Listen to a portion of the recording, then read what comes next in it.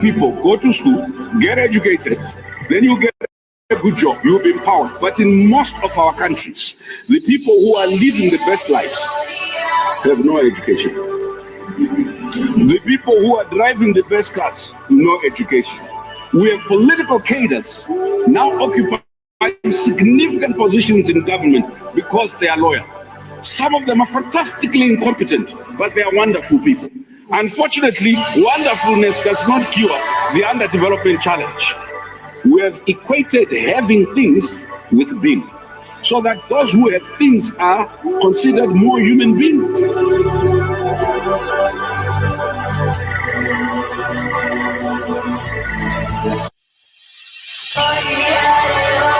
There's a new force of nature at hand, stirring all over the world. They are the young people whom, frankly, we have failed, who are angry, who are organized, who are capable of making a difference.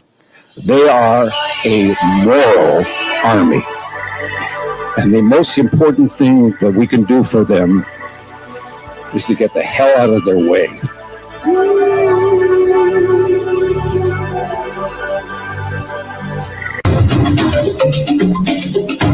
Sisi vile vile sio wote ambao wanataka ugomvi kwa sababu ya ugomvi. Niwaambia nyinyi ni wajinga mkimpata Ruto. Mkadhani tunawadanganya. Jeti ya Ruto. Hii maisha ya Ruto ni stress na ni stress. Mungu, wewe umetukosea.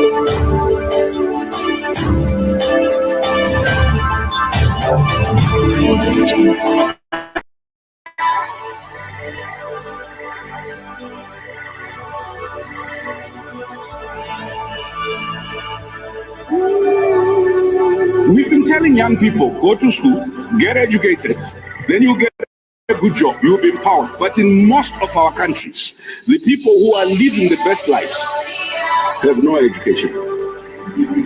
The people who are driving the best cars, no education.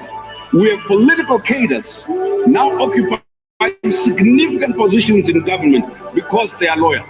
Some of them are fantastically incompetent, but they are wonderful people. Unfortunately, wonderfulness does not cure the underdevelopment challenge. We have equated having things with being, so that those who have things are considered more human beings.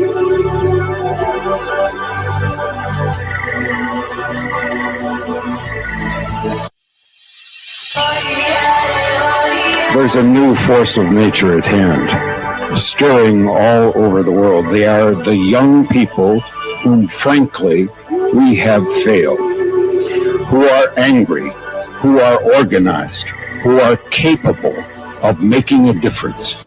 They are a moral army. And the most important thing that we can do for them is to get the hell out of their way.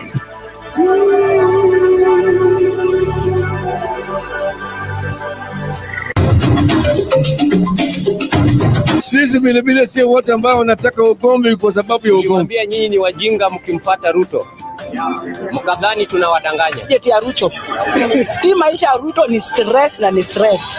Mungu, wewe umetukosea.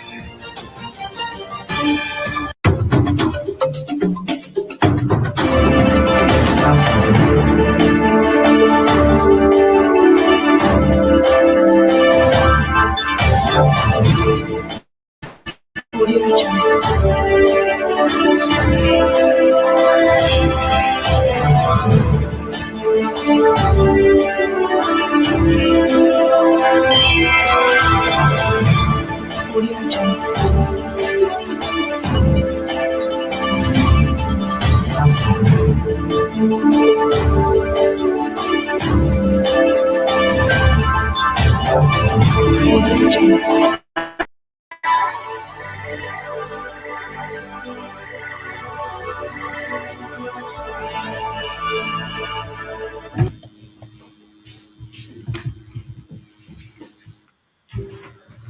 Good day, ladies and gentlemen. Thank you so much for making time to join us. This is Sound Candy Talk, open forum political discussion show, the show that gives you an opportunity to air what you feel and think about the latest development on our political front. Well, a lot is happening so fast. William Ruto is exuding confidence that having won all the by-elections is a clear sign that UDA has a good footing and therefore they can be guaranteed of a win in 2027. I don't know if you share those sentiments. I invite your input as you participate in the poll question. Is William Ruto's confidence reliable, and are Kenyans ready to re-elect William Ruto again in office, having been exposed to what they have been exposed to these 4 years he's been in office? Your response is important. Please be a participant, not a spectator, into this particular important show. Well, as we'll be looking into that, there is also the reaction of the ODM parliamentary leadership in kicking out those perceived to be rebels who don't toe the line in terms of the support for William Ruto by, snatching them the leadership of the parliamentary committees. Is this how democracy is? Is this how things should be done? Would want also to hear what is your take on the same. And then, of course, the phenomena Sifuna effect in the politics. Is this grass fire? Is this moto wa magazeti? There is something more to this transitional or rather generational change that is now alive in the air by reason of the agitation that the old guards have kept their doors long enough. It is now time for the young people to take leadership and show the way forward in their contribution towards the future of the great country that so much needs to realize its potential by reason of the proportionate, or rather the parallel to the increase in the population and increase in the resources available for the country. It is not, a good picture to be having over 60 years of independence, and we are still suffering the same things that we suffered at independence.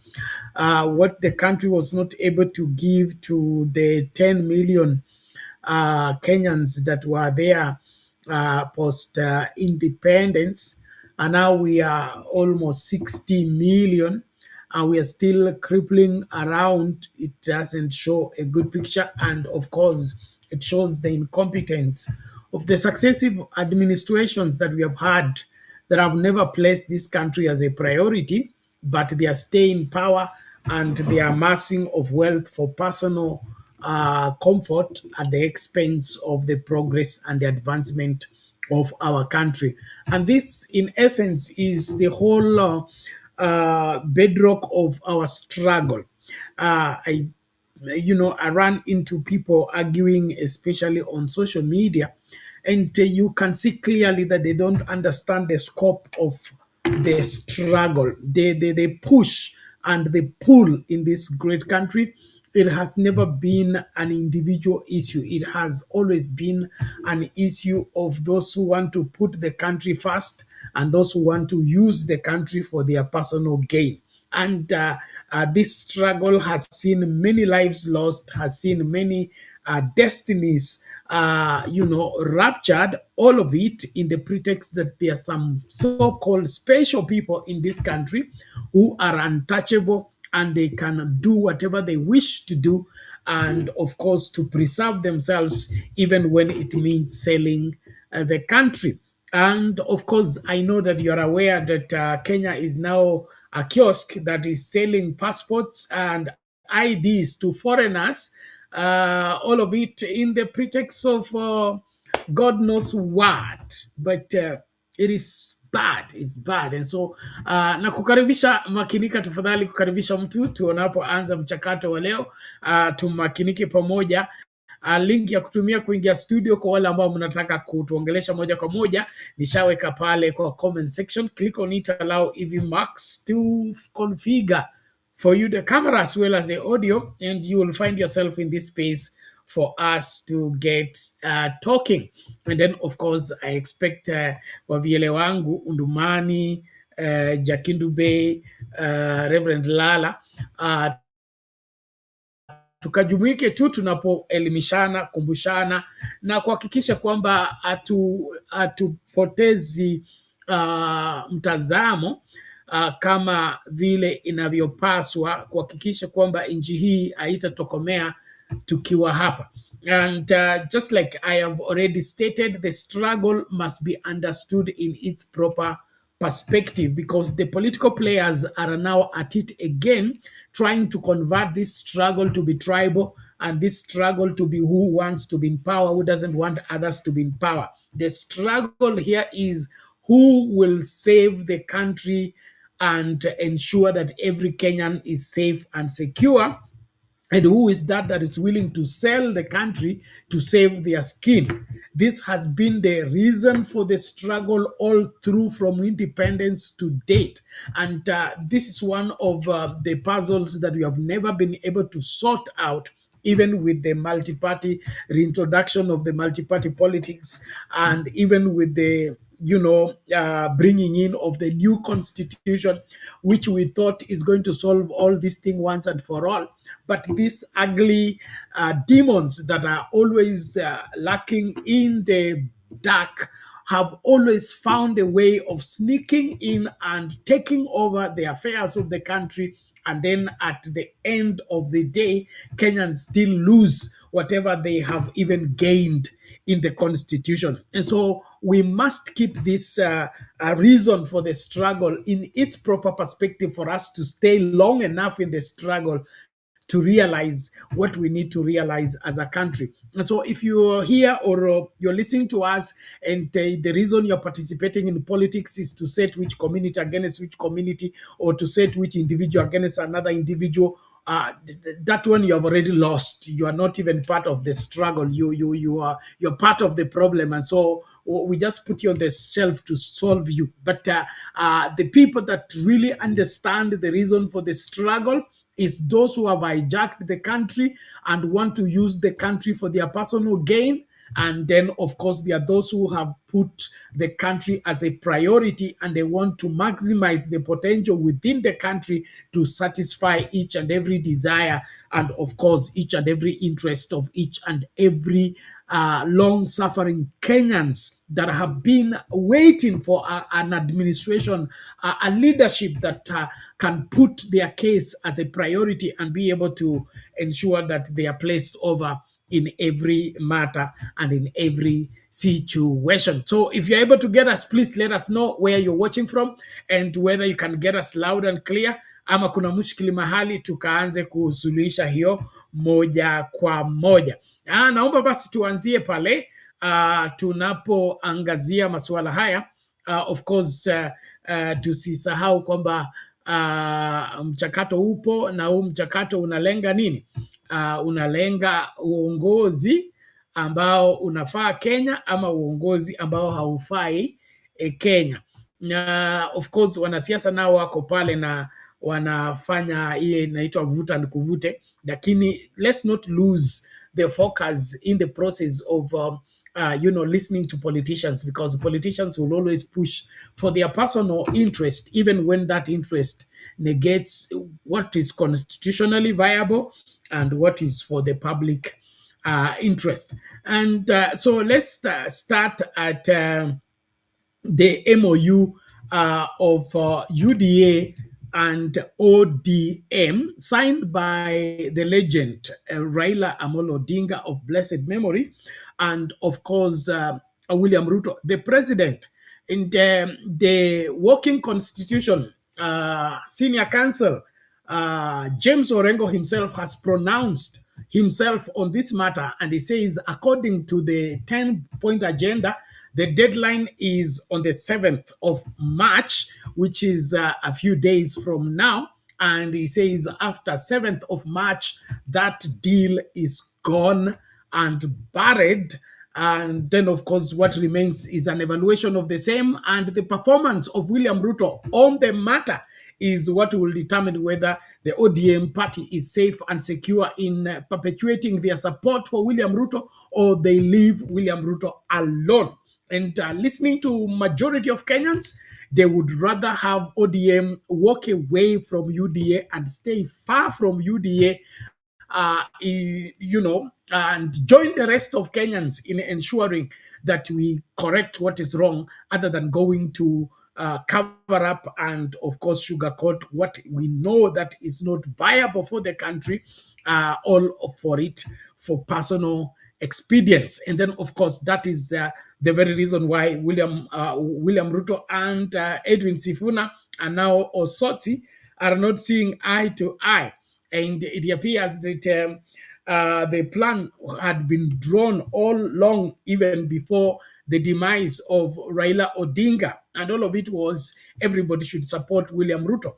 And those who don't support William Ruto should be seen as enemies and should be kicked out of everything that is pro-William Ruto. And that, to me, is an indicator that William Ruto is a self-proclaimed dictator that wants to have this country under his ambit and, make everybody to dance to his music. And that is not what the 2010 constitution spells. And that is not how a Kenya president is supposed to behave. The president is supposed to facilitate the thriving of the economy, the thriving of the social, fabric, and the thriving of political parties, not stifling and wreaking havoc against political parties, all of it for personal expedience. And so as we begin this, I would want us to hear what Orengo said about that MOU. And then, of course, it will be showing us the reason why there has been that haste, and even the trying to plant and ensure that Oburu Odinga is declared the party leader for ODM hours just after the demise of Raila Odinga, when the whole country was plunged into mourning. There were people plotting, scheming, and ensuring that their plan does not fail, even when the health of Raila Odinga failed. This is sad, but that is how it is. May God help us. Well, let's listen to this first as we start, and please karibisha mtu tumakinike pamoja. Mtazamaji, tuangazie haya ya siasa, ambapo gavana wa Siaya James Orengo ametangaza kuwa makubaliano ya ushirikiano kati ya chama cha ODM na UDA yatamalizika rasmi tarehe 7 mwezi Machi mwaka huu. Akizungumza na viongozi wa ODM wa mrengo wa Linda Mwananchi katika eneo la Ongata Rongai, Kajiado Kaskazini, Orengo amesema kuwa siku hiyo itakuwa ni ya mwisho wa makubaliano yalianzishwa kati ya hayati Raila Odinga na Rais William Ruto. Aidha, alifafanua kuwa wenye viti wa ODM kutoka kaunti mbalimbali watakutana jijini Nairobi mnamo Machi tarehe 8 ili kutathmini utekelezaji wa makubaliano hayo na hata kujadili mwelekeo wa chama hicho. Kila wakati Raila akitaka kufanya jambo lolote, alikuwa anaita machairman wote all over the country. Anakaa nao, wanakubaliana, ndio anatoa hotuba zake. Huyu ambaye yuko saizi hafanyi lolote, hata yeye kutana na machairman wote. If ODM is in government, there should be a coalition agreement. For Kenya is in government because we have a coalition agreement. We don't have a coalition agreement with UDA or with President Ruto. Mtazamaji, tuangazie haya ya siasa, ambapo gavana wa Siaya James Orengo. Okay, there you have it, James Orengo, and a clear dissenting voice is there from ODM county chairman there, issuing out a complaint about the current ODM leadership, and drawing a contrast that when Raila Odinga was the party leader and was alive, there were no major decisions taken without consultations, especially with whatever ODM chairman countrywide. And it says contrary, or rather different from Raila Odinga. Oburu Oginga is making serious decisions without their knowledge, without their involvement. Could this be the reason why there is unrest in ODM, and this unrest seems not to be going? You know, there is leading and there is being led to lead. And then, of course, there is that having a conviction of being a builder. Those are three different aspects. We have those who enjoy the position, there are those who take the responsibility of that particular position. And then, of course, there are those who understand that having that position means building up the party, building up the nation. And so, having a position is not an end in itself, it's a means to an end. But looking at that Oburu faction of ODM, you can see clearly that these are people who have arrived. They are at home and they are celebrating. They are in government. There is nowhere else to go. They have reached the peak. And it is crazy how you see them at rest when the struggle is on. Kenyans are suffering. Kenyans are dying of drought, dying of famine, and things are not working the way they ought to work. But see the dance, see the celebration, see the easiness and the comfort in their faces. You will see as if Kenyans can go to hell if they wish to. We have reached where we wanted to go, and nobody should disturb our eating and our enjoying our, our stake in power. And that, to me, is a clear picture that this marriage between UDA and ODM is dangerous for this country, and it should not be encouraged at all. And therefore, it has served its purpose. Let it come to an end by 7th of March. And let's see how we can forge a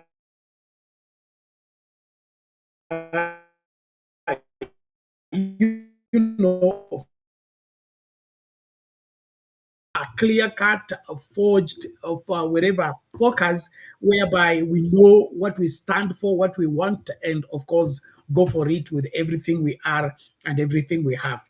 I salute those joining us on TikTok and everywhere else. Please, let's be active to see to it that we participate fully. I'm happy Unduman is here to help us shed light on what we are talking about.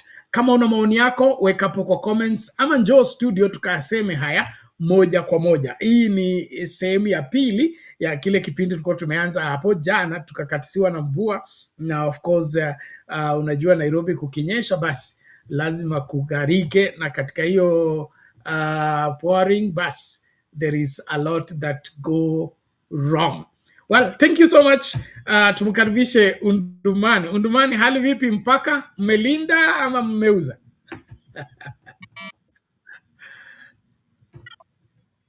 Unanipata Bernard? Nakupata, karibu. Mpaka naona mpaka Kenya inauza. Ninyi mmeuza ya kwenu ama bado mmeilinda? Wenye wanataka kuuza huko kwao wause. Sisi hapa kwetu tuko tumetosheka na hapa kwetu. Hatuwezi kuuza, bali tunapeleka watu nyumbani. Ile mrengo ya Oburu. Mrengo ya Oburu tunapeleka nyumbani kwa sababu hatutaongozwa na mtu mzee. Hii watu wanasumbua Oburu. Oburu aenda leo watukuu, wale wajukuu. Kwa sababu mtu mwenye ako na wajukuu na vitukuu atakusaidia nini Bernard? Atabadilisha nini maisha yako upya? Hakuna kitu atabadilisha Bernard. Hawa wanasumbua Oburu. Oburu atakufia juu ya gari. Afadhali Raila alikufia India, lakini Oburu atakufia juu ya gari. Eh? So mimi nasema namna hii Bernard, eh, ODM hii ya Oburu, eh? Shida hii ODM ya Oburu iko na kiburi, majivuno, tamaa Bernard. Hawajui mahali wanaenda, hawajui mahali wanatoka. Hawajui kabila ingine iliwaunga mkono au kabila ingine ikuwaunga mkono Bernard. Eh? So inatakana washukuru Mungu ya kwamba hii makabila zingine ziliwaunga mkono, kama Wakamba waliwaunga mkono, Waluya wakaunga mkono, kwa sababu Wakamba na Waluya ndio walikuwa wanatengeneza ODM. ODM ilikuwa ya Nyanza peke yake, ODM ilikuwa mpaka ya Mijikenda, mpaka Coast huko yote, lakini hao wamechukua ODM kukua kama chama chao Bernard, na mali hii ODM inaelekea kama ile Ford Kenya. Unajua uzuri naye Ford Kenya, Wabukusu waliwekea hawa masemeji yetu chama mzuri, kwa sababu Ford Kenya ilikuwa ya Jaramogi Oginga Odinga. So chama ya Jaramogi Oginga Odinga Ford Kenya iko Bungoma, bado haijakufa, lakini hawa wanaenda kuua ODM ingine. ODM hii inaenda kuanguka kabisa, kukufa kabisa, na kufika mwaka wa mwaka wa uchaguzi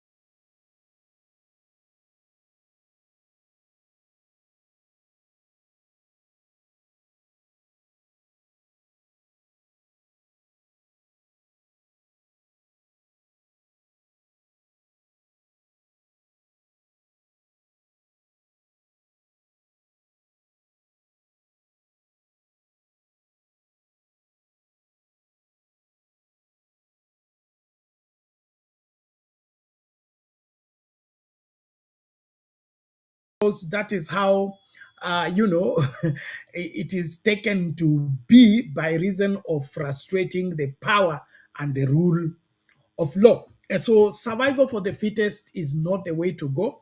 And disregarding of the law, because you are in power, you are the government, you are in government, that to me is the surest way of collapsing a strong and great democracy like ours, and we shouldn't entertain such. And so the William Ruto administration, of course, in view of the other successive administration, it is performing very, very dismal when it comes to upholding the rule of law and believing in that law, and of course ensuring that the systems established by the constitutions are the one running the country and not an individual.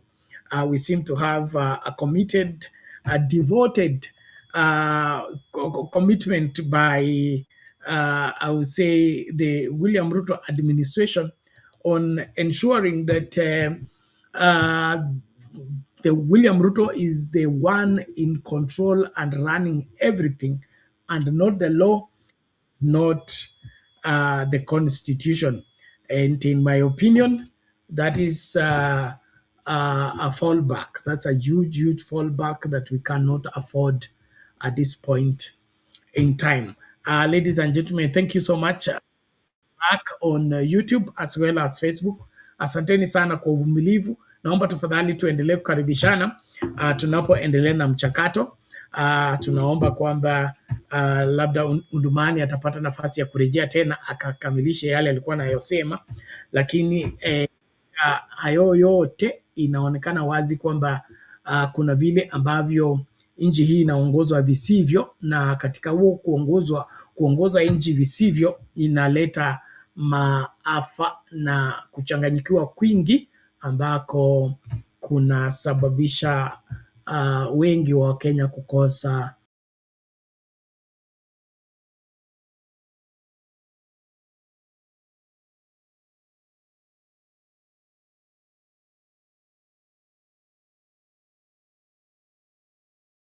unakoma ama unafika mwisho tarehe 7 mwezi wa 3, na hiyo inaonekana ndio imeleta hii heka ya kuharakisha kila kitu ili watumie hiyo nafasi ya ile sehemu ambayo imeweka kwamba huu mkataba utakuwa viable, wafanye mengi kabla huo muda uende.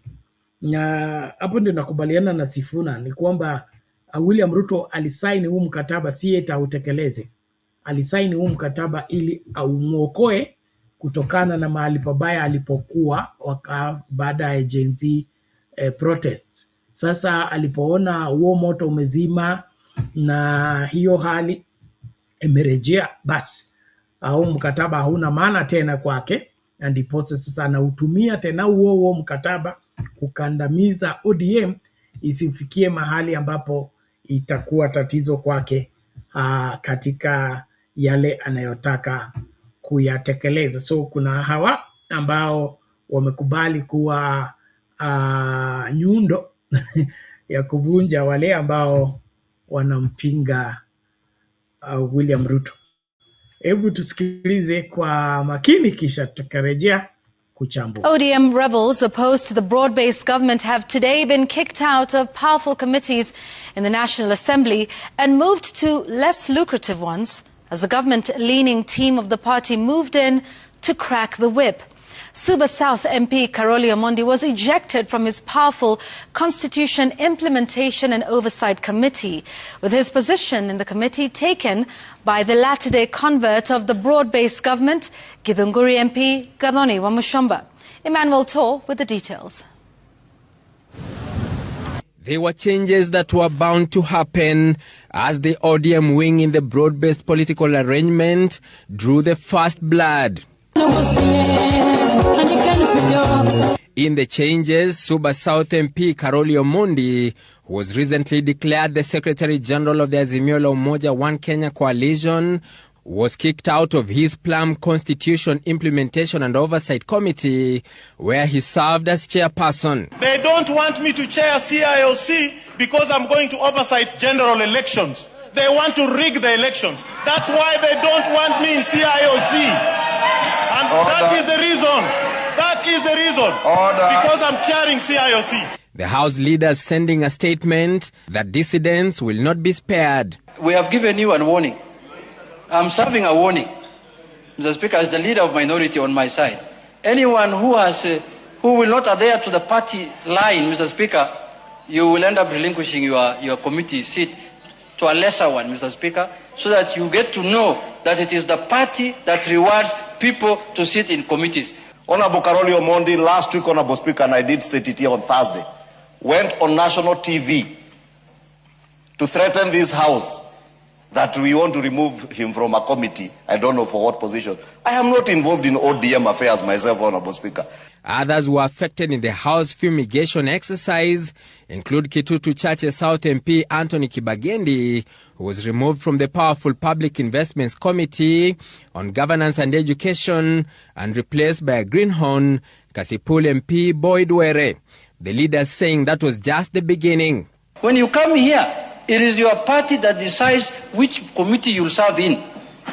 It's like the appointment of cabinet in the executive. So those people who are masquerading here thinking that they have an entitlement to any committee, we will deal with you thoroughly. Several allies of the former Deputy President Rigathi Gachagua were also affected in the changes, with Naivasha legislator Jane Kihara also moved to the Committee on Member Services and Facilities.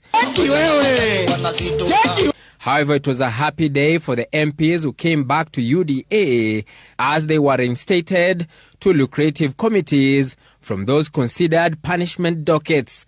They include Githongori MP Gathoni Wamushomba, who was moved back to the Constitution Implementation Committee CIOC from the Committee on Member Services and Facilities. Marakwet MP Timothy Kipchumba was also elevated to the Justice Legal Affairs Committee from the Member Service and Facilities Committee. Juja MP George Koimburi, who recently ditched the former Deputy President Rigathi Gachagua, was also handed two equally powerful dockets. More changes are expected at the Senate. Emmanuel Toh, Citizen TV, Nairobi. ODM rebels opposed. That is how the manifestation of leadership is appearing in parliament by reason of proximity to power. There is something spoken there by Junaid that people serve in various committees in parliament based on the discretion of the political party. Now that, in my opinion, it just sounds like him. He wants things done at the discretion of a political party and not according to the rule of law.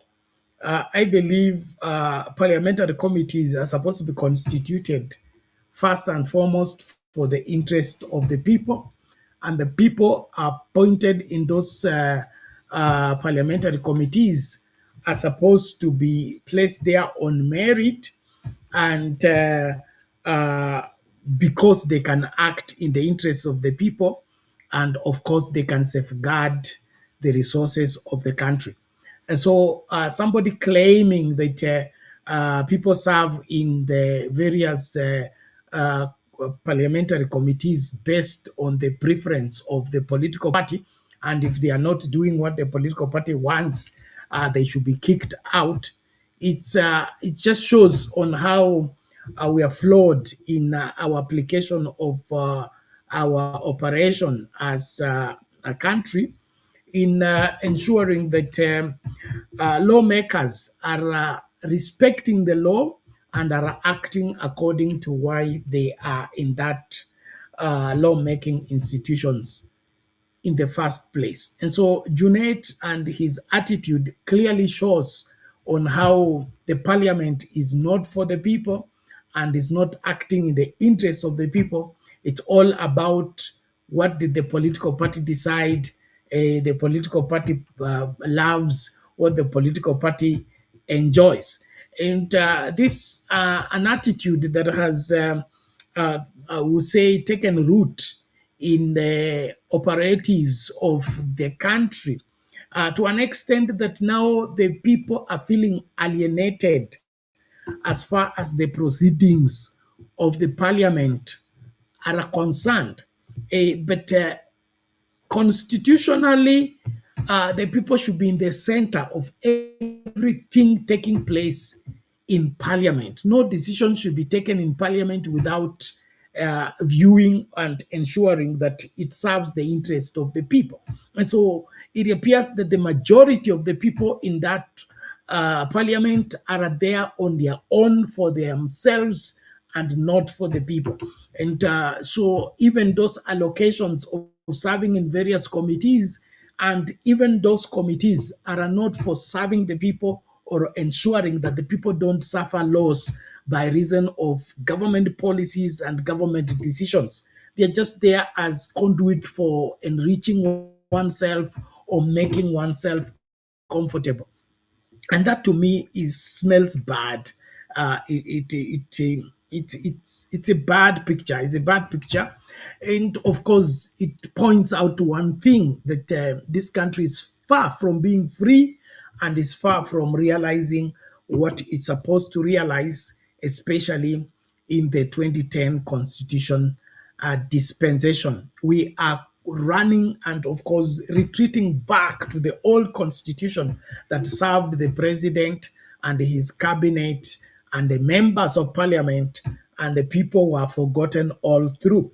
And William Ruto and the team, having been beneficiaries and, of course, products of that old constitution, they would rather bury this new constitution and resurrect the old constitution that served their interest, safeguarded their welfare, and thwarted the interest and the preferences of the people.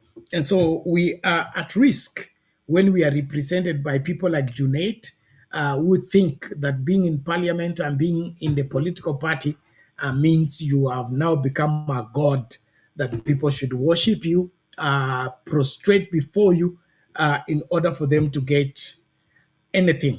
And this attitude is something that we need to fight with everything we are and everything we have, because it is what is robbing the country of what the country is supposed to realize and what the country is supposed to enjoy. Yes, the attitude that being a member of parliament makes you superior to the Kenyan people, and the Kenyan people need to worship you, bow before you in order for them to get something. And of course, in my opinion, that should not be the case. That is something that must be corrected. It doesn't matter how long it has gone on, we need to ensure that we correct it. And that is the reason why we should be excited about general elections. Okay, we have an opportunity to send away these self-serving individuals who don't want to serve the interests of the people, but want to serve themselves. And so we send them away by voting them out. And that goes for the MCAs, goes for the governor, senator, member of parliament, and every other elective seat. Let us not elect vouchers. Let's not elect self-serving individuals. Let's look for selfless, sacrificial, committed leaders who will build the country for their people, who will, formulate policies to enhance the advancement of the country. And when the country advances, every other Kenya advances alongside. Yes, we cannot be food secure as a country and not every Kenyan enjoy it. We cannot be, able to take care of our health issues for the entire country and not every Kenyan be happy about it. And so even running this country is not as complicated as you people make it, or as Ruto wants to make it. Now he wants us to believe that running the country is building stadiums, running the country is building roads, running the country is introducing Nyota and then Moon and then Sha and then all that. It is not that complicated. It's just ensuring that every Kenyan is safe and secure, and whatever that it takes for every Kenyan to be safe and secure is what you make available. And so things like roads, stadium, hospitals are products of Kenyans. Products of Kenyans, meaning when we are, for example, uh, uh, we want to hold a tournament for a particular match in Marsabit, okay? And now they say that necessity is the mother of what? Invention. It is the turn of Marsabit County to host the match of which football match, teams in Marsabit. And so, by reason of that, necessity is the mother of what? Invention. The entirety of Marsabit County must now be on toes in ensuring that they have a stadium that is able to do what? To host that kind of a match. And so we should not just distribute things, distribute market here, distribute road here, distribute what here in the name that we are performing. We are a performing government. All that is a fallacy because it's not systematic. It's not responding to any economic sense. It is not even sustainable. And we just busy going around, running around, using 123 million to escort 20 million to distribute to 1,000 young people. It doesn't make economic sense. I want you to imagine that the president and his team uses 123 million to go and host a one Nyota program that distributes 20 million Kenya shillings to young people. How does that make economic sense? And so as we look at this critically, I really would want us to get angry enough to begin to see things for what they are. The hypocrisy, especially of this administration, needs to be confronted. It needs to be confronted with everything we are and everything we have. We cannot continue pretending like this. 123 million to escort 20 million to give to 1,000 young people. Who does that? Which bank operates like that? Which economy operates like that? And so this hypocrisy of playing politics with the livelihood of Kenyans needs to be confronted. Let us not lazy around and begin to think that things will correct themselves. And that is why I'm pro-change, I'm pro-transformation, I'm pro-Kenya for all Kenyans. The struggle of letting this country be in the hands of people that serve the interests of this country must go on until we win.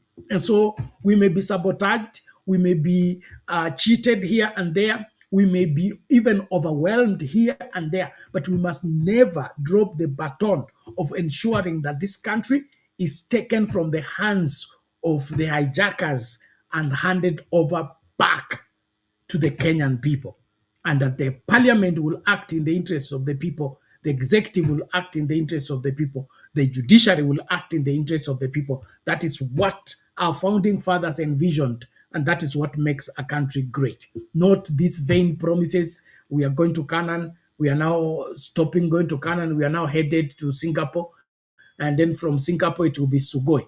That ought not to be the case. And so I really invite everybody to weigh on what I am saying. If you think I'm just, anti-William Ruto, I am not anti-William Ruto. I'm anti-bad policies that are not helping the country, but looting and, of course, impoverishing the majority of Kenyans by reason of denying them an opportunity.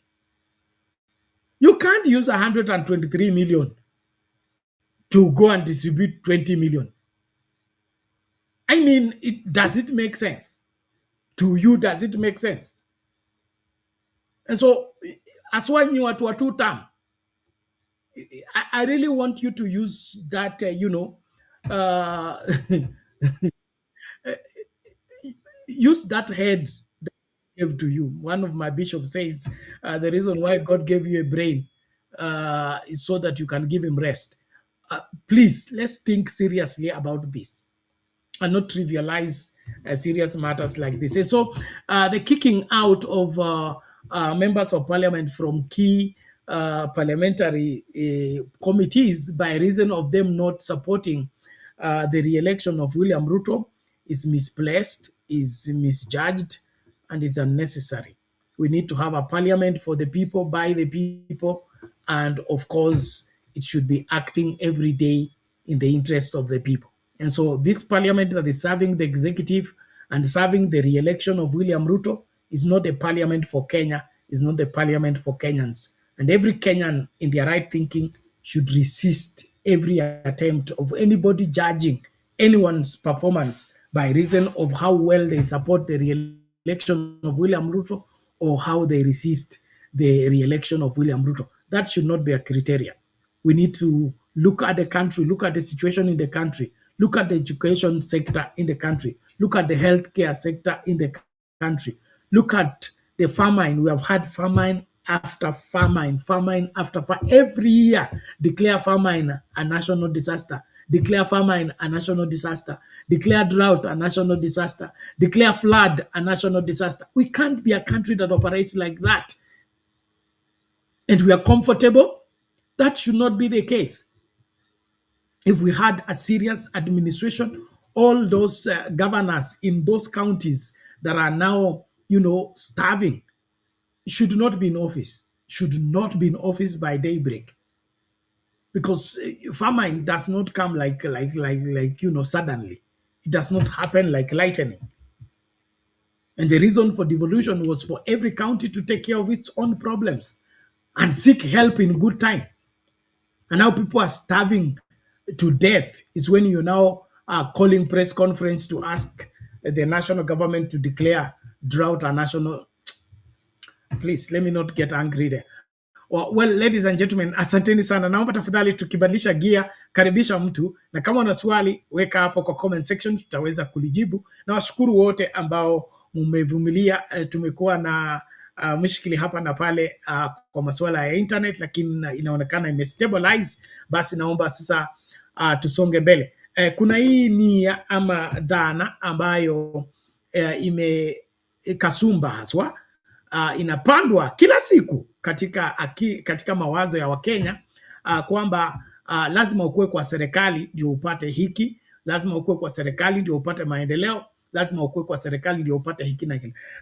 Nimepata clip moja ambayo nimeifurahia sana kwa sababu huyu gavana wa Trans Nzoia anaeleza vizuri. Kwanza, hivyo ndivyo mambo yanapaswa kuwa. Hakuna mtu anapaswa kuwa anashabikia serikali ili apate maendeleo. Kwanza, hiyo ndio mojawapo ya njia za corruption. Kama tuna fight corruption, lazima tusimame mahali ambapo tunapaswa kusimama, na mahali ambapo tunapaswa kusimama ni kwamba katiba halalisha na kuhakikishia kila Mkenya kupata maendeleo kulingana na katiba, sio kulingana na urais, kulingana nani ndio rais, kulingana ni chama gani kiko kwa urais. So ili suala la kuturejesha katika ile katiba kongwe ambayo tulizika katika kusema kwamba lazima uende kuinamia rais ndio upate maendeleo, uende kujiunga na serikali ndio upate maendeleo, hiyo ndio injili inahubiriwa saa hii, na hiyo haipo kikatiba, haipo, haifai, na mtu yeyote hapaswi kurudia hayo. So kama umeenda shule vizuri tu ukasoma, alafu unaendelea kudanganya Wakenya kusema kwamba ni lazima ujiunge na serikali ndio upate maendeleo, unapaswa tu kuhakikisha kwamba kuna serikali, na ukishakuwa na serikali ni haki yako kudai maendeleo. Sio lazima ushabikie hiyo serikali, na sio lazima ufanye nini, kama vile unalipa taxes bila kuulizwa. Okay? Unalipa taxes on every expenditure that you undertake, and every Kenyan is a contributor to the tax paying of taxes. That is how development is supposed to be distributed. It has nothing to do with political will or political association or political affiliation. But the deceivers have gone out there to deceive a whole community, a whole county, a whole region that they should associate with the government in order for them to get development. That was a fallacy, that was an error, and that is what we was attempted to be corrected in the 2010 constitution. The reason why we agitated for the new constitution was to ensure that even decisions on how government resources are allocated, it's moved from State House to Parliament, so that the members of Parliament who are the representatives of the people should be the one presiding over the distribution of government allocation. So this obsession of people going to line up at State House, wear yellow from the top of their head to the sole of their feet in the praise of one individual in order for them to get wherever bursary or for them to get whatever they are calling development. It's not constitutional. It is not a 2010 constitutional reality.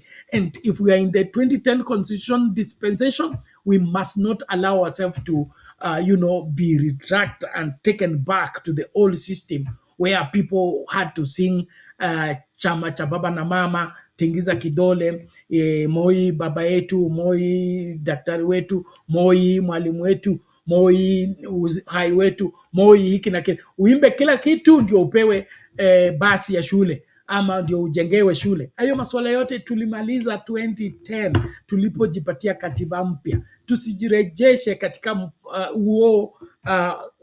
ufungwa ambao tulikuwa ndani kabla ya 2010 constitution. Haswa wabunge wakiendeleza mambo kama haya, iwe sababu ya kuwakataa ikifika wakati wa uchaguzi. Hebu tumsikilize Natembea alafu turejee kwa kifupi tu.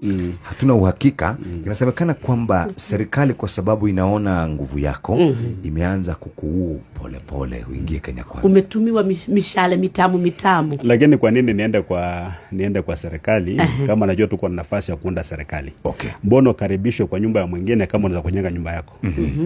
Na hii mambo ya kusema kwamba lazima kila mtu aingie kwa serikali, mimi sielewi ilitoka wapi. And by the way, ile kusema wanakuwa approached iko lakini unajua ukikataa mtu anakuwa anakasirika. Kwa sababu gani anakasirika? Na Kenya sema multi democracy. Kama nataka kuchat my own way, so let me be. Wewe jenga yako na wale ambao wanakubaliana na wewe, wacha wengine pia wajenge nyingine. Tukutane kwenye derby, to compete. Mwenye anashinda amsalimia mwenye ameshindwa and life goes on. If it is not a matter of life and death. Kama sasa kuna obsession ya kila mtu kuingia kwa serikali. Kuna wale hata ambao wanataka kujikaribisha kwenda kwa serikali bila kufanya bila kuitwa. So I ask myself, why? What for? Maana mimi nilikuwa tu kwa Azimio. Hata kama Raila alienda lakini alisema hakuenda kama Azimio, alienda kama ODM. Sisi bado tu kwenye upinzani, tutaka kwenye upinzani. And me I want to be quoted. Ile siku mtaona kwamba Natembea ametoka kwa upinzani akaenda kwa serikali, that day mjue jamani candidate wa kwenda Mathare. Kabisa kwenda kuangaliwa na kutibiwa. Mginiona nimecross over record it. It is recorded. And played back to me when that happens. Kwamba Natembea alikuwa kwa Inoro na ukasema hivi. Maana mimi sikuingia kwa public, kwa politics kwenda kurukaruka huko na kule kama mtu ambaye hajielewi. Tuko na focus. So the current government iko na policies ambayo na implement which I don't agree with. We don't agree completely. Ndio nasema we need to change everything. Ukiitwa kwa serikali what are you going to change? Kama sasa Raila vile ameingia kwa serikali hajaenda kuimplement policies za ODM huko, ameenda kuimplement policies za Kenya Kwanza. For me there's no policy of Kenya Kwanza ambayo anaweza kwenda kuimplement. So why should I cross over niende kwa serikali? Mimi ndabaki kule kwa upinzani na shida zangu wanifinyie huko, but crossing over kwenda kwa serikali is a red line that I will not cross. Hizo zingine mbili hatuna uhakika. Inasemekana kwamba serikali kwa sababu inaona nguvu yako imeanza kukuua pole. Okay, there you have it. Trans Nzoia governor there saying it as it is, and I share his sentiments 100%. There is no need for anyone to try and be seduced or offer himself to be a government a point person in order for them to get development. It is not a constitutional right. It's not a constitutional requirement. And any person doing that is the architect of corruption and, of course, perversion of the clear law in order to create confusion. And of course, there he confesses that he's been approached to join the government and, of course, promised those goodies. And he has given a commitment there that the day you see him joining government, take him to Madare for mental checkup. Now I know that politicians will give those sweeping statements for the sake of the microphone and the crowds. But I think as Kenyans, we should also be able to hold the politicians to account when such things begin to happen. But there is a very serious problem with the obsession of joining government. Obsession of joining government. It appears that Kenyans are not taking lessons from our history. And it is said that those who don't learn from their history are bound to repeat the same history. One of the things that has made the struggle in the country to be very much prolonged is this crossing over attitude. Remember, at independence, we were a multi-party constitutional country. We were multi-party. And it took I think 3 to 4 years for the people in the opposition to cross over and join what? KANU. And when everybody had crossed over, I remember there was an interview where Martin Shkuku said he was the last person to cross because everybody had crossed and he was the only one left. And so now that they were seeking to change the constitution and now demand that Kenya becomes a one-party democracy, he says, I am the last person to cross, but I warn you of the consequences of what will happen when everybody has crossed over and we have become a one-party state. Now, the Jomo Kenyatta administration and the original KANU, the KANU of independence, had same moves like what Ruto is doing. It's the same thing, okay? Where the leader is so insecure that he doesn't want anybody to think otherwise. He doesn't want any other political party. He wants to have a political party where he's in control of everything. He can determine who is a member of parliament for where. If he doesn't like the person, he replaces the person and things like that. So this manipulative of one-man show has been with us since independence. And Jomo Kenyatta and his team were not secure enough to let other political parties thrive. And so they invested heavily in ensuring that they wind up all other political parties and then end up with one political party, which was KANU. And look, the trouble we have been in by reason of the one-party state. Look at what we have suffered all through. And then we are in 2026. People are still wanting to buy into the same mistake that we did at the independence of winding up political parties and ending up in one political party where we are back in the chama cha baba na mama, na kama wewe si wa baba ni wa mama, kama wewe si wa mama ni wa baba, basi unatupwa nje. So we are laying the same bed that our founding fathers laid and suffered for over 30 years. We still want to repeat the same. That's what I find very, very disturbing, that we see ourselves entering into the same prison we fought to get out. We want to get in there without us thinking. And so I really would want to get us to have this understanding that every decision we make has its own consequences. And some of these consequences are very dire. We can't afford to ignore them. And so you see this dance we are dancing, okay? Especially that Oburu-led ODM, okay? They say wako kwa serikali. Na kukua kwa serikali is everything. Ni kama umefika mbinguni. Unaona vile wanakwenda? Hao ndio watakuwa wa kwanza kukunjwa. Na watakunjwa vipi? UDA itaweka mpinzani wao kwa hicho kiti. Unaona hiyo Oburu senate ya Akiran senate ya wapi inaitwa nini? Ya Siaya. UDA kutakuwa na UDA candidate. Oburu ndo atakuwa wa kwanza kwenda nyumbani. Alafu hao wengine hawa kina nini? Hao ndio Ruto amewapangia. Kila mmoja wao atapata UDA candidate. Na UDA candidate watachagua ile mtu wako strong ili kuhakikisha hao watu wote wamedance na hiyo kofia ya orange. Wote wamebali. Courtesy of the same William Ruto that is making them chase everybody and malign everybody. So if we don't take our lessons, our history lessons seriously, we are bound to repeat the same history. And if we don't take our time, we may just end up into a one-party state again, not long from now, even before 2027. And so it is time for Kenyans to begin to open themselves up and begin to think seriously. Tuache mchezo tunacheza.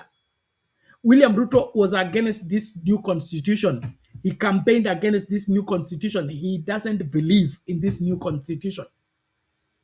You say, oh, he lost and now he believed. He doesn't.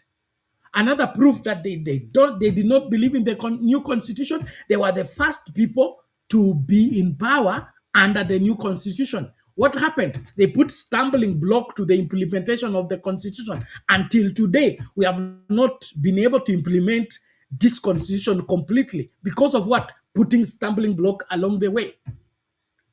We can't expect otherwise. And so, left alone, William Ruto will replace this constitution with the old constitution in the next 2 years if you don't take your time as Kenyans.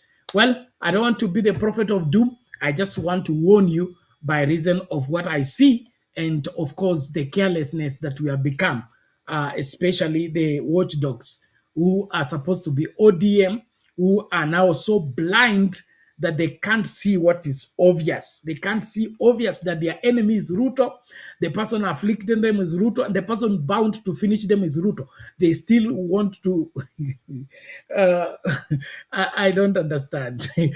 It is clear that this person is finishing you. There's a movie we watched where... I don't want to get into the story. But if somebody tells you to shoot your child, okay, because he has promised you land, anataka mtoto wako wa kwanza umpige risasi ili akupatie shamba. Okay, ukishapewa shamba itakuwa nani? So unaona? So kama William Ruto anasema mkitaka niingie kwa mkataba na nyinyi, mfukuze Sifuna. Fukuza Osoti. Fukuza hao wengine ili niingie kwa mkataba. Wewe uone huyu mtu anakupangia. Okay? Afukuze wale watu wako wa nguvu kwanza, ndio ubaki ukiwa huna chochote, alafu akwambie kanyaga nje. Utafanya nini? Are you going to call those people back?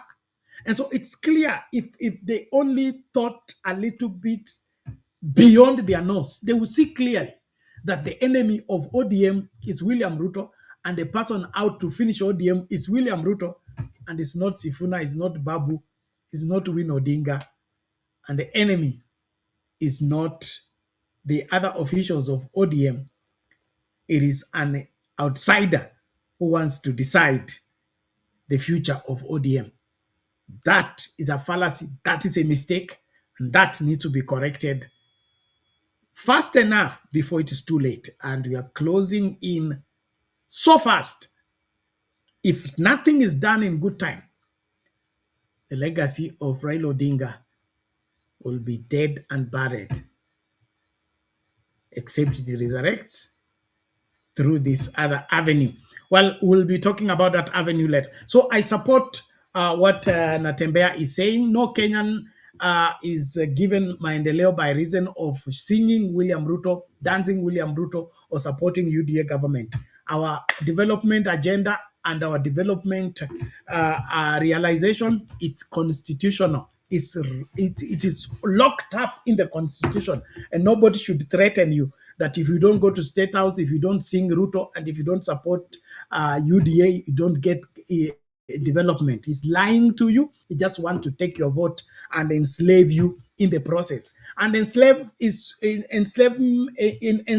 people requires them, one, to be ignorant, and number two, it requires them not to know what is rightfully theirs.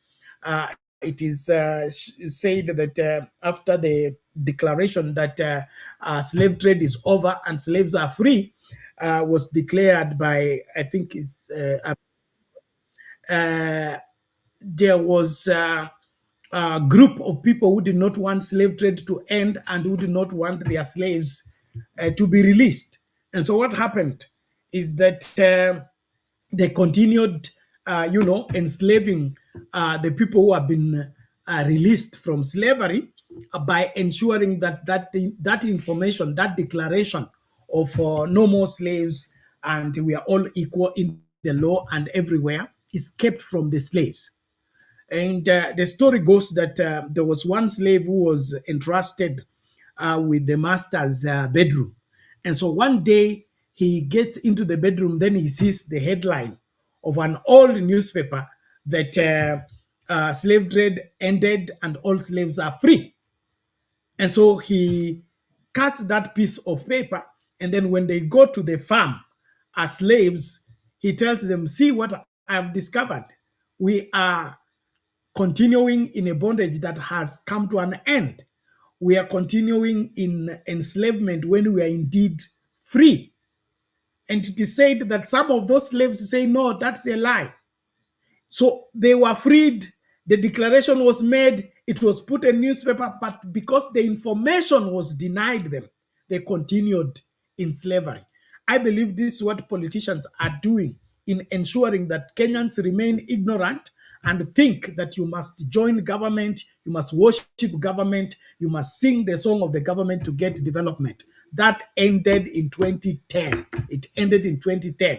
Right now, the president who does not develop the country should be kicked out of office. And the president who develops only his region and forgets other region is enough grounds for him to be impeached, because he's dividing the country. And so it is clear from the constitutional point of view that no Kenyan should go to State House, no Kenyan should go and worship Ruto or any other president in order for them to get development. And any person telling you that is part of the problem, and that should be ground enough to reject them at the ballot. Any person, and that's why I'm warning those Oburu-led ODMers. They are going home one after the other, courtesy of William Ruto. The same William Ruto that is making them to sell the party and betray the struggle that Raila Odinga died in the midst of the same. We can't allow that. Well, thank you so much. Naomba basi tutachukua break kidogo, tukirejea tutakuwa tunaangazia swala lingine. Masaa ndio haya yanaendelea kukatika. Kama unakuja studio, tafadhali wahi mapema. Link nishaweka kwa comment section. Nitarudia tena kwa wale ambao hawajaiona ili tukamakinike. And of course, in the meantime, tutakuwa tunaangazia hili swala. Let's take a short break, and when we are back, we'll be looking at something else. Thank you very much.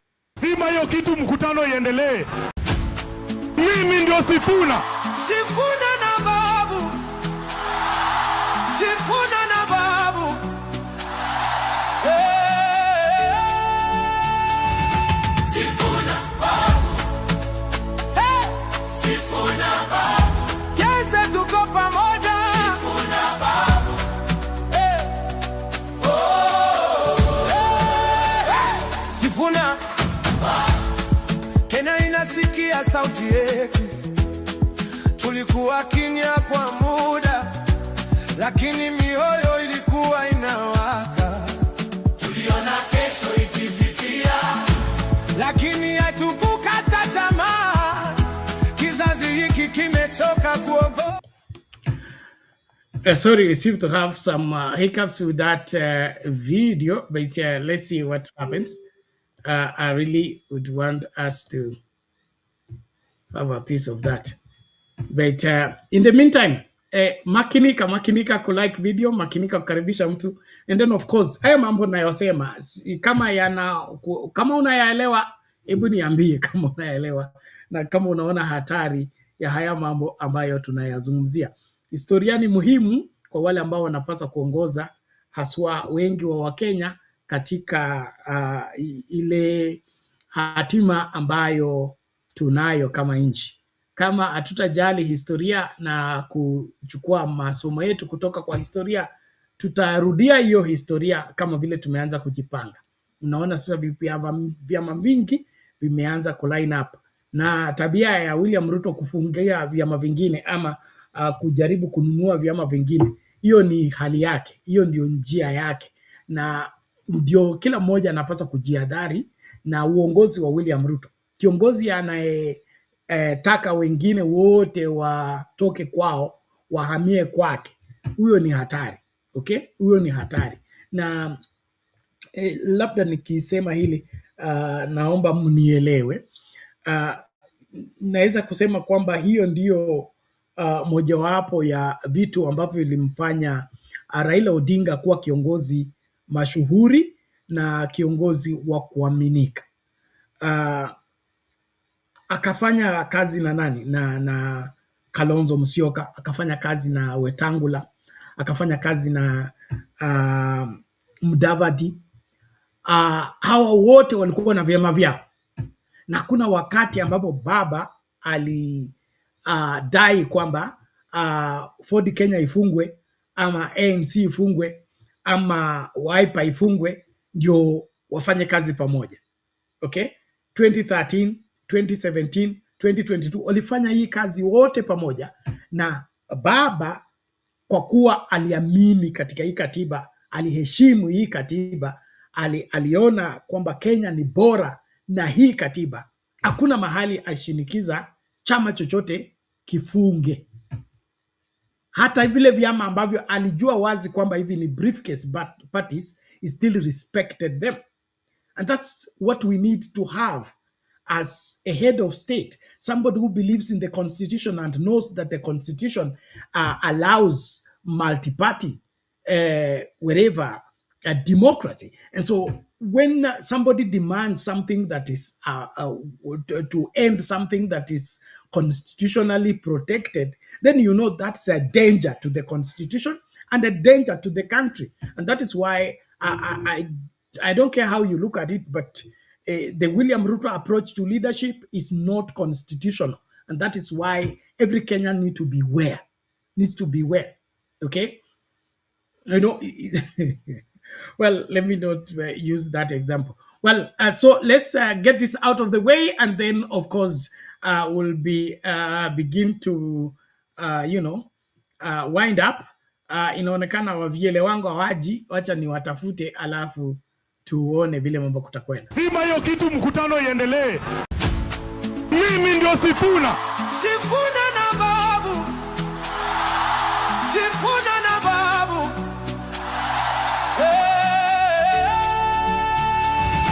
Sifuna babu. Sifuna babu. Kesa tuko pamoja. Sifuna babu.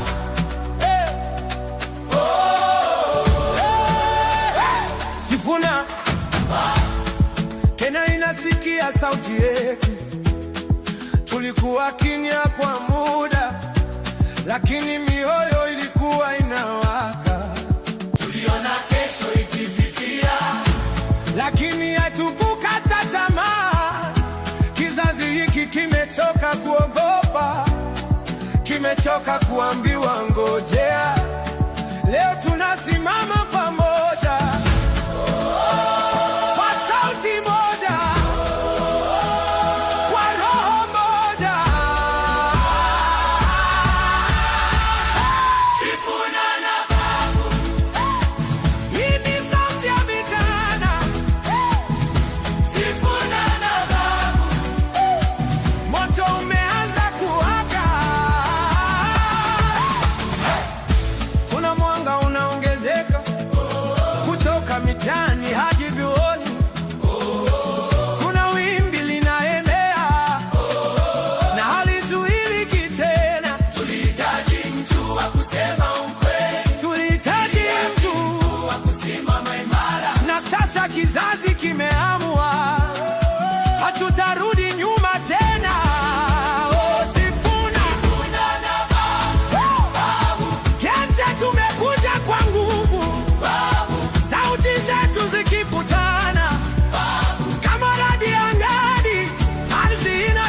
inamalizika na historia inaanza kuandikwa. Sifuna hatuachi babu, tunasimama. Kenya mpya inaanza na sisi ndio sauti yake. Walisema vijana hawajali, lakini leo tunaonyesha tunapenda nchi yetu na tunaitaka ibadilike. Sifuna na babu, Sifuna na babu, Sifuna, Sifuna na babu, sauti ya matumaini. Sifuna na babu, nguvu ya kizazi kipya. Hata kama upepo ni mkali, Sifuna na babu, hata kama njia ni ndefu, Sifuna kesho tuko imara na ngoto hazizimiki. Sifuna babu, Kenya inasikia. Tutaimba mpaka kesho ibadilike. Tutaimba mpaka mwanga uonekane. Tutaimba mpaka taifa liseme kizazi kimeamka. Sifuna na safari imeanza.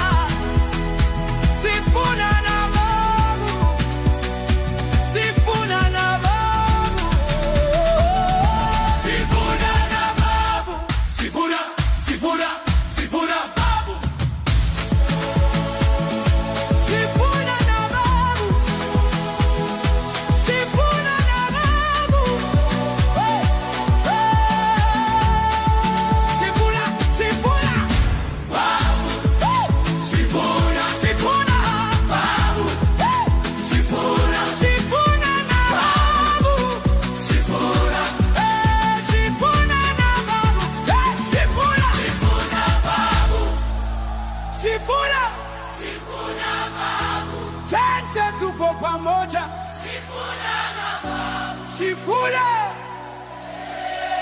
Sifuna, Sifuna, Sifuna, Sifuna, Sifuna, Sifuna, Sifuna na babu, Sifuna,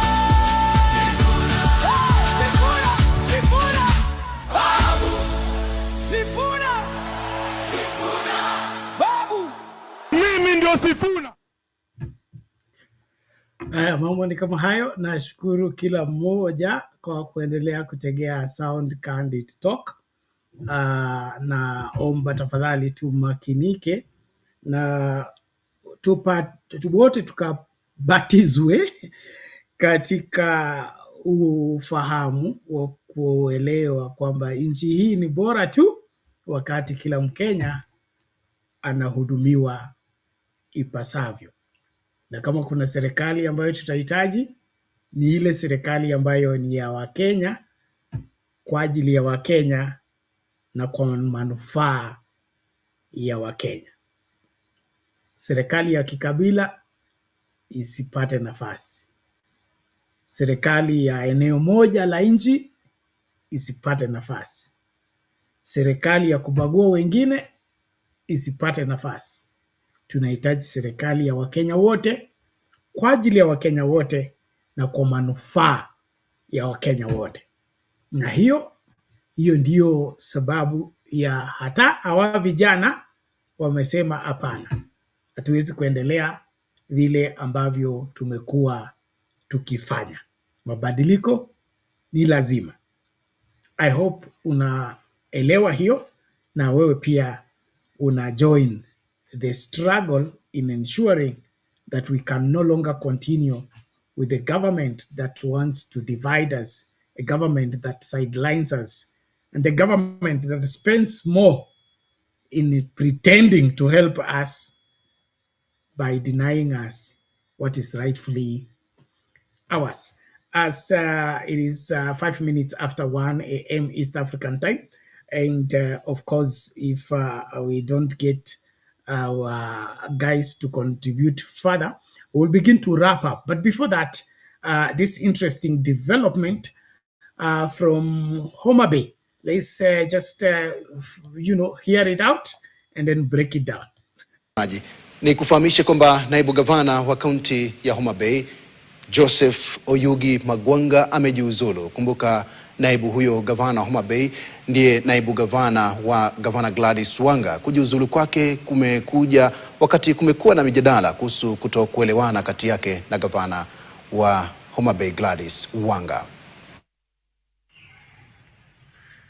I leave office with my conscience clear and my commitment to the people of Homa Bay County,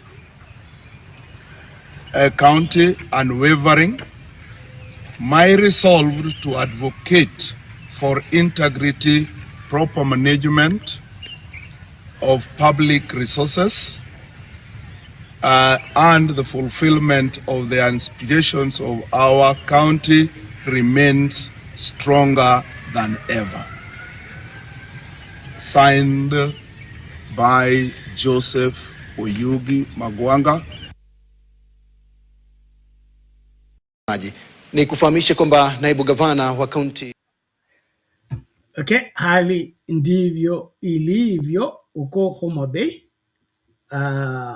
Naibu wa gavana wa Homa Bay anajiuzulu hapo. Anasema anafanya hivyo kwa nia njema na kwa kuchagua kufanya hivyo.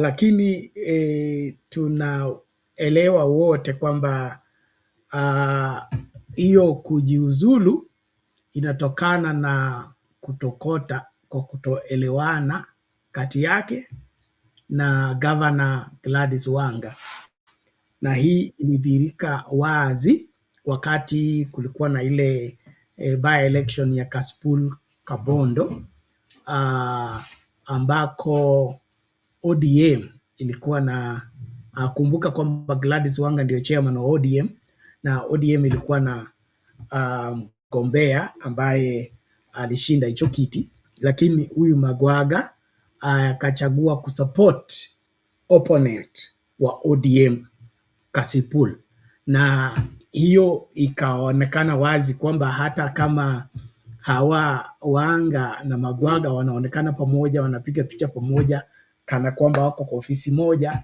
kuna ile tofauti ambayo iko wazi. Na historia inaonyesha kwamba huyu Magwaga alikuwa mbele ya Gladys Wanga katika opinion polls, tukielekea ile kutafuta tiketi ya ODM ya kugombea kiti cha ugavana wa Homa Bay. So anaona kwamba umaarufu wake ni mkuu kuliko wa Wanga, na pia kwa sababu amekuwa kwa ofisi ya Wanga na mawili matatu ya kuambia watu wa Homa Bay labda wasimchague Wanga na wamchague yeye. So this could be 2027 politics.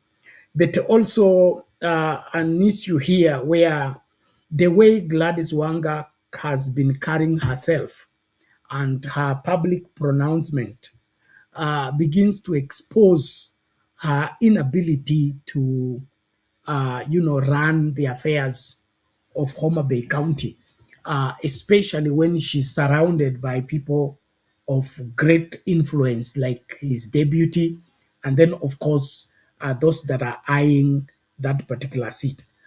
For her to be able to run the affairs of Homa Bay rightly, she should be able to have by now succeeded in being a strong influence in the county to a level whereby she's respected by her deputy and other people within the county. And so the troubles we are experiencing in ODM under her leadership, let's just put the blame where it belongs. The shakings in the ODM under her leadership and her careless pronouncement on the microphone and all that, it depicts her as lacking in capacity and lacking in, wisdom in ensuring that she's able to carry along everybody, including those that are better than her. She seems to be feeling threatened, and when she gets threatened, she begins to throw tantrums, and that, in my opinion, doesn't depict her as a strong leader. You maybe if I would draw the contrast between her and Benesuda, the women rape, you will see that Benesuda is wherever vocal, yes, but she's coherent, she's composed, and she gives serious thought to what she says and what she undertakes. And so Gladys Wanga here is exposed, and I don't think if she runs against her deputy, she may be able to win the seat. Although there is also other people who are interested in the seat. I understand the PS for Interior is also interested in that Homa Bay seat. But it's clear here that these are two different people, no longer reading from the same script, and therefore they choose to part ways. But free advice, if you want to serve in the public and you have an opportunity to be leading, please lead well. Stop using the leadership position as a weapon or as an avenue to punish others, intimidate others. I don't see why it could be a big deal if Magwaga decided to support the opponent of ODM. That was a by-election, and the by-election is over. And so we can still play in different, camps and still come home. And that's why I celebrate my people, the Luya community. The Luya community is the most independent community in this country. I believe we are the most democratic community in this country, whereby, like in my own home, my father was my father was in Kadu, and my mother was in Kanu. And every time, okay, they will go and vote. And of course, they vote opposite each other, but still come home and we live together. And so this aspect of trying to control people to a level whereby you want to manipulate and threaten them because they didn't vote for your candidate or they didn't dance your music, it's not leadership. And I would that this scenario in Homa Bay serves as a lesson. If you're a governor, govern. Stop all this participating into petty politics of trying to revenge on trying to get back. Maybe I should also bring in the example of look at the way, by the way, who is the deputy of Anyang'nyong? Okay, I don't think I know the deputy of Anyang'nyong in Kisumu, but look at the transformation in Kisumu. And Anyang'nyong is not blowing any trumpet, is not, kicking against anybody, but things are happening. Or on the other hand, another better governor we have had is Oparanya. During the 10 years of Oparanya, he had a deputy. Who was the deputy? He wasn't vocal, he wasn't running ahead, but things were happening. And so this aspect of you being a deputy governor and you want to be governor during the time you are a deputy governor, it's a problem. But that aside, when you are the governor, behave like a governor. Stop fighting your deputy and stop trying to respond to things that you shouldn't respond to.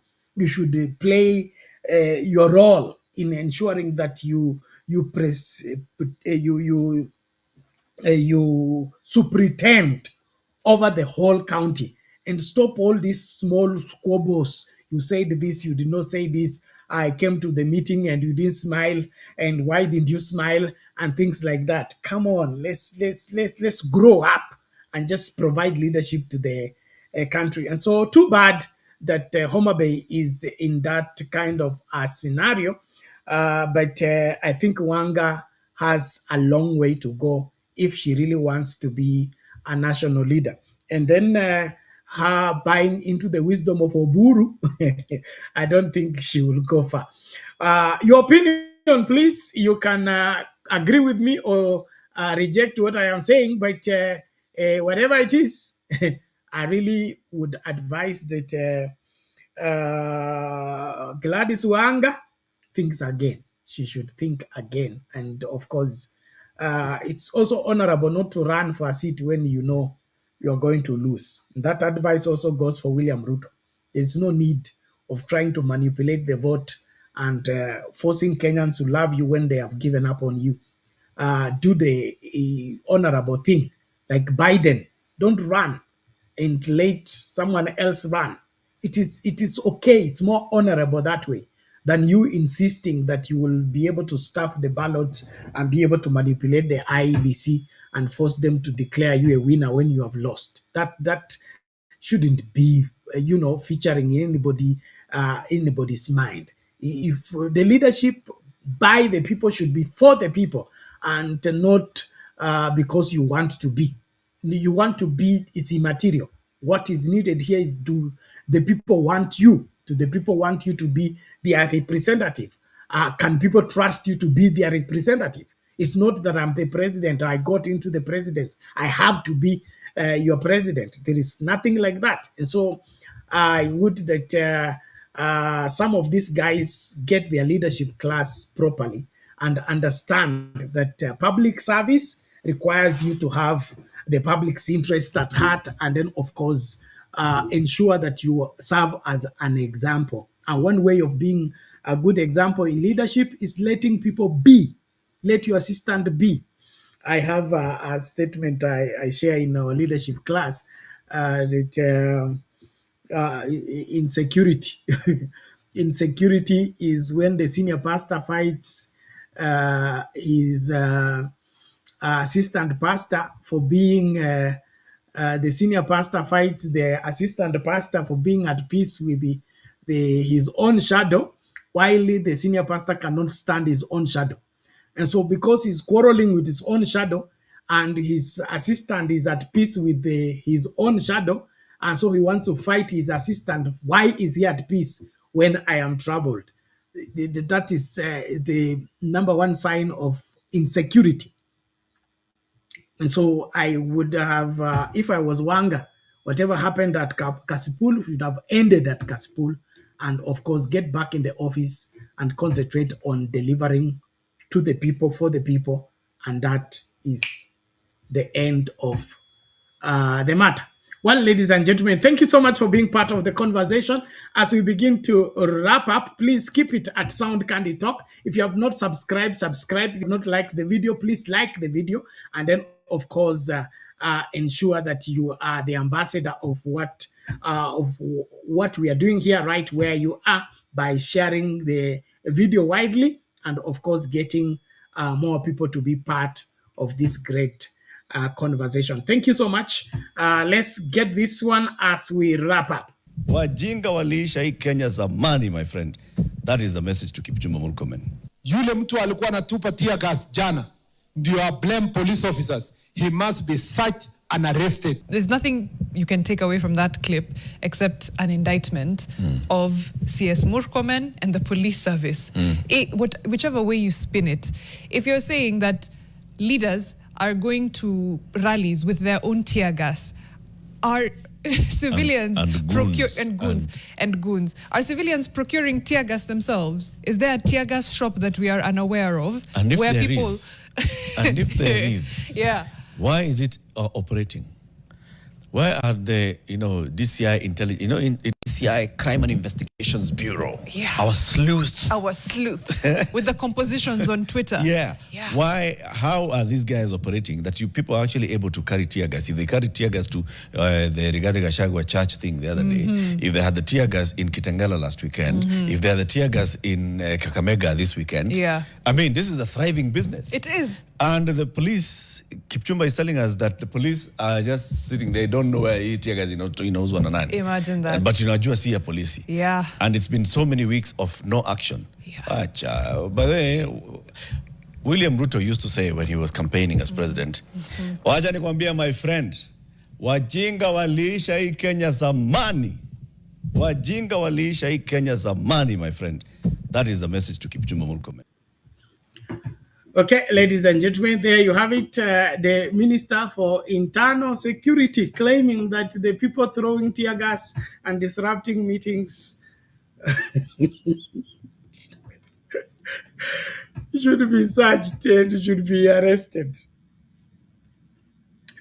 From the word go, even when it was suggested that Murkomen becomes the Minister for Interior, I believe I was on this show and said that's the greatest mistake any administration can participate in.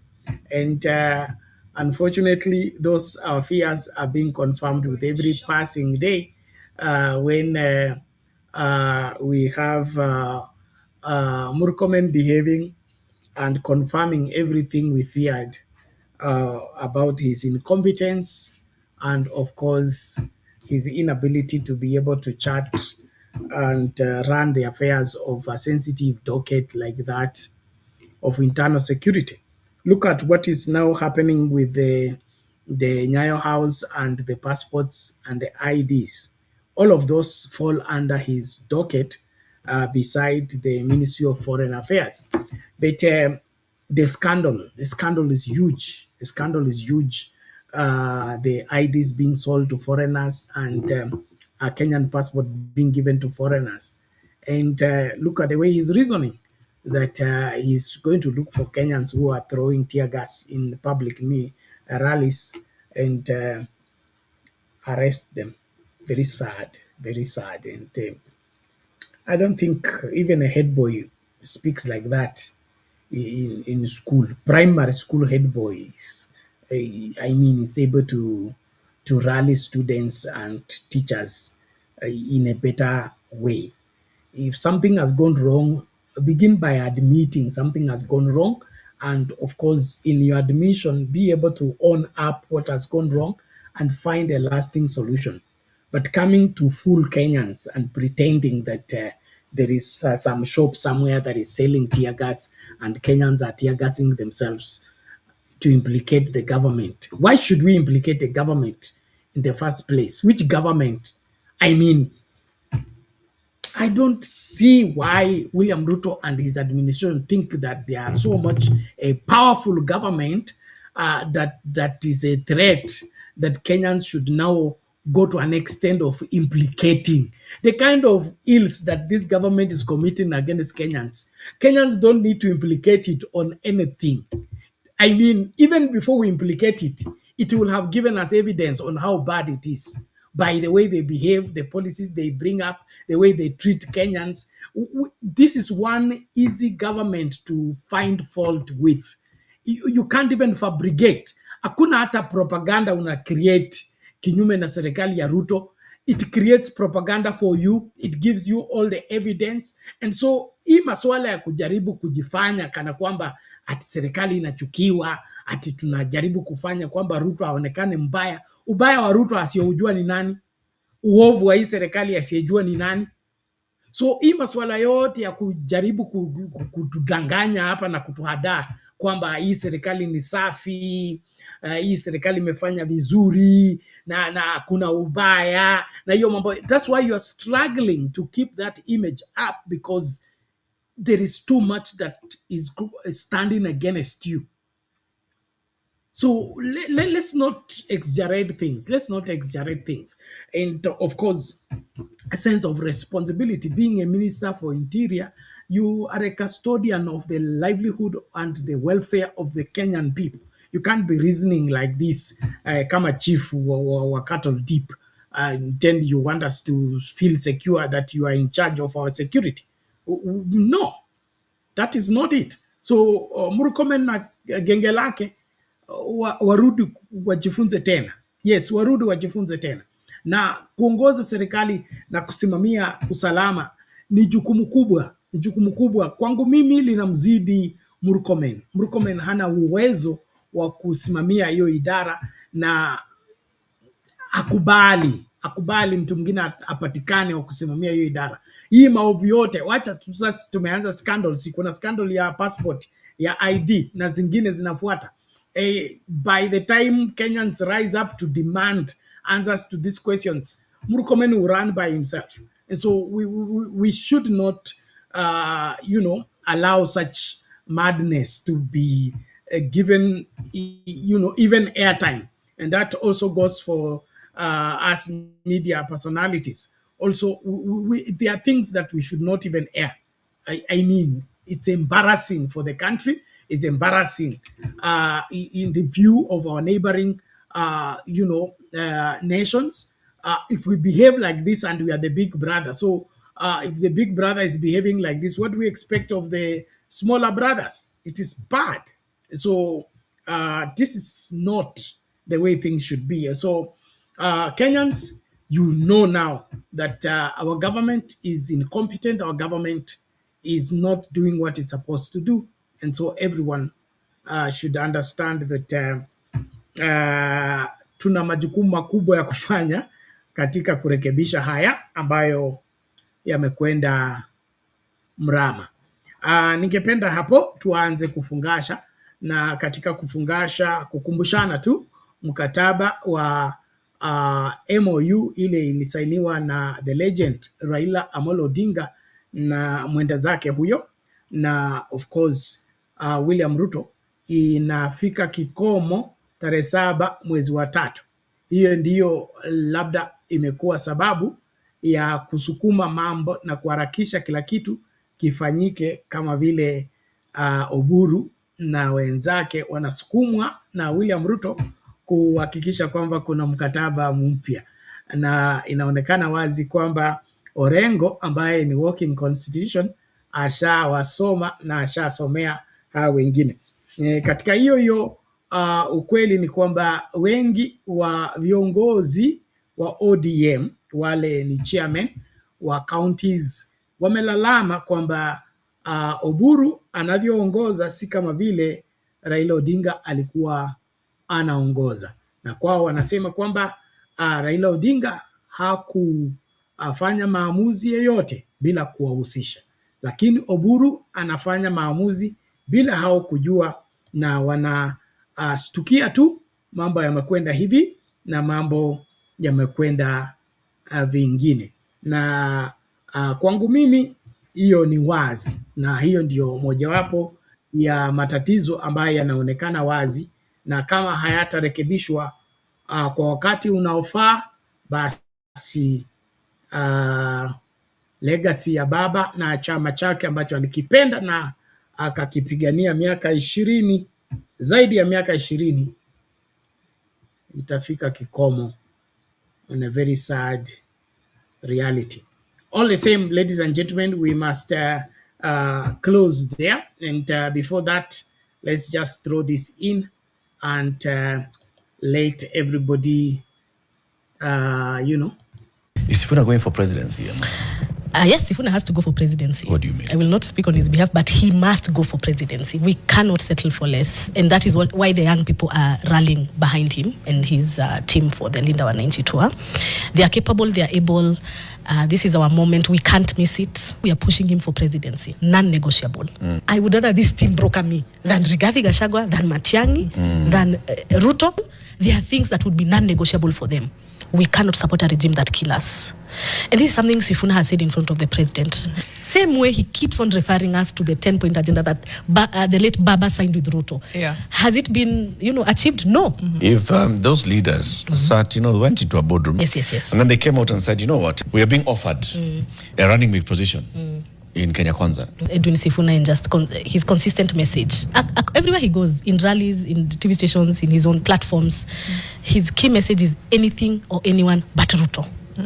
So if there is one person who is not going to be sitting on a table with the president, is Edwin Sifuna. That one you can take to the bank. Is Sifuna going for... Baba was buried by his enemies, Jeff. His real people were left by the side as spectators. Let me tell you something during Baba's burial. If Baba would have woken up and known that the MC of his burial would have been Kindiki, Baba would have been so disappointed, because Kindiki was the Interior Cabinet Secretary when Baba was being sprayed with bullets. PS Omolo was the Interior PS when Baba was being sprayed with bullets. These are the people who came to be MCs and controlling everything at Baba's burial. The people who suffered most, like myself, they were hiring still goons to ensure that Babu does not go bury Baba. Look at this. So we need to preserve the ideologies of ODM, and that can only be done if we delink greed from it, and that is why Babu must be given the party. Jeff. All right. Baba was... Tulingoja kwa muda, mioyo imejaa tumaini. Tulilia kimya, tukitafuta mwanga wa kesho. Lakini sasa tunaona nuru imefika. Sauti moja inaita jina la Sifuna. Tuko pamoja naye, hatutarudi nyuma. Sifuna, sauti ya wengi. Sifuna, tumaini la leo. Tuko pamoja naye, hatutarudi nyuma. Sifuna, sauti ya wengi. Sifuna, tumaini la leo. Wananchi walinuka, tulingoja kwa muda, mioyo imejaa tumaini. Tulilia kimya, tukitafuta mwanga wa kesho. Lakini sasa tunaona nuru imefika. Sauti moja inaita